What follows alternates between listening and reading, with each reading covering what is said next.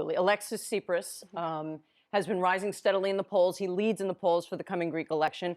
And as a result, we know of hedge fund managers who have been getting on planes left and right to go over to Athens, meet with him and meet with his economic team to figure out what the story is there. And now, keep in mind, the guys who are telling me this are long, right? They say, oh, he's far more pragmatic than you would think. His economic team is far more pragmatic than the most extreme parts of the party. Of course, they have to say it because they want to believe this, right?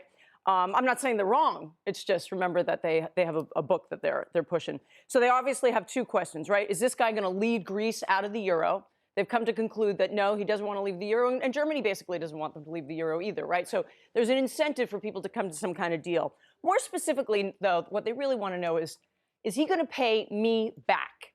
Because here's the thing. What Alexis Tsipras keeps saying is he wants debt forgiveness because Greece has more than $300 billion in debt. But the vast majority of that debt is owed to other governments, bilateral loans. Only a small portion is actually the private sector debt. When we show you the Greek 10-year yield, we're showing you the 10-year yield on roughly $30 billion of bonds that trade out of those more than $300 billion in debt, right? So he's been reassuring them that no, he doesn't want to restructure their debt. We'll pay you back. We're going to pay you back.